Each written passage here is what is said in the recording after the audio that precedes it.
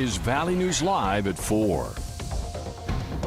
We begin this afternoon with breaking news. Fargo fire officials say the downtown fire that filled multiple blocks with smoke on Monday night was set intentionally. Fire crews were at the old Mid-America Steel building overnight until noon yesterday investigating.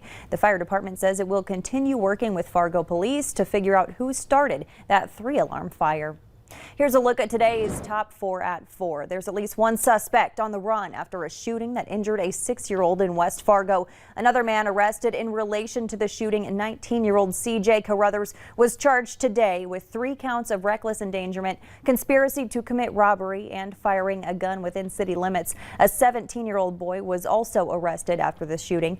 West Fargo police are looking for this car, its driver, and any passengers at the time of the shooting. It's still unknown whether police know who the other suspects could be or if they're considered armed and dangerous.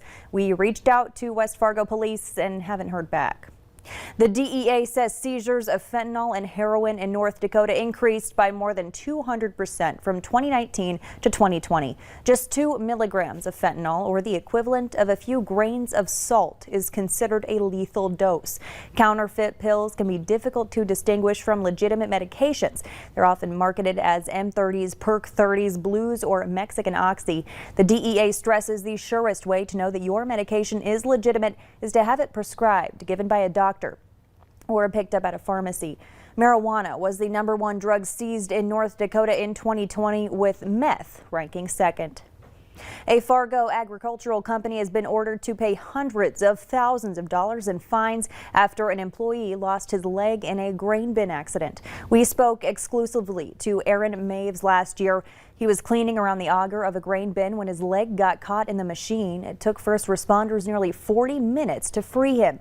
OSHA cited Red River Commodities with 14 violations. The company will pay $225,000 in fines and train its employees on safety procedures.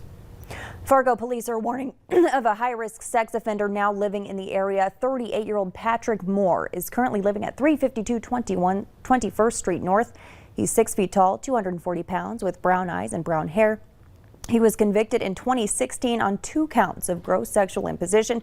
Police say Moore was 31 years old when he had sex with a 14-year-old girl. That wraps up today's top 4 at 4. Now here's a first look at our weather with Chief Meteorologist Hutch Johnson. Hutch.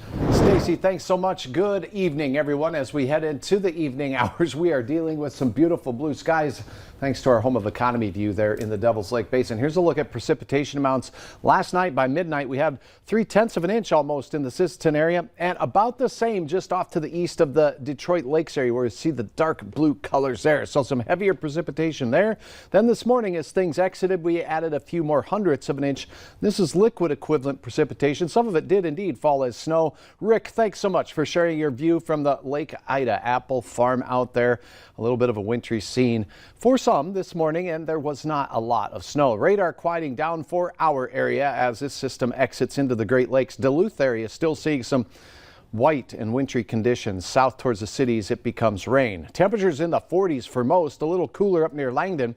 Your planning forecast tonight looks quiet. The winds should decrease after sunset, Stacy, and we'll slip into the 30s late evening, so bring that coat along for your Wednesday night activities. I'll have details on a forecast I think will even make Mike Morkin smile coming up here in just a few minutes. Can't wait. Thanks so much, Hutch.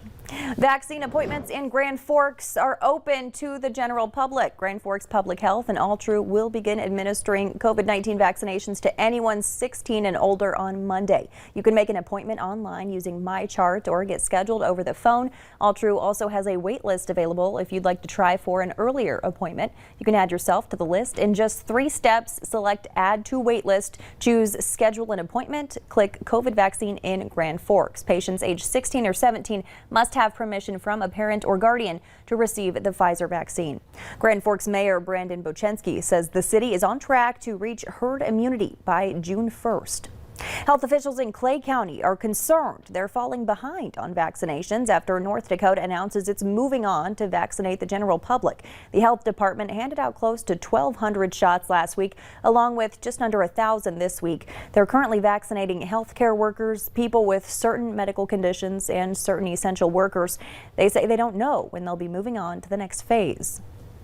The challenge will be as we see across the river, you know, you probably saw in the news they now have eliminated their mask mandate, and also that they are moving into the general population next week. So they're, you know, quite a bit ahead of us in regards to the phases. Even though the county has requested the single-shot Johnson & Johnson vaccine, they say they still aren't sure when they'll be getting it. Essentia Health is also now letting anyone schedule a vaccine appointment as long as you meet your state's criteria. All you have to do is sign up on MyChart for essentiahealth.org.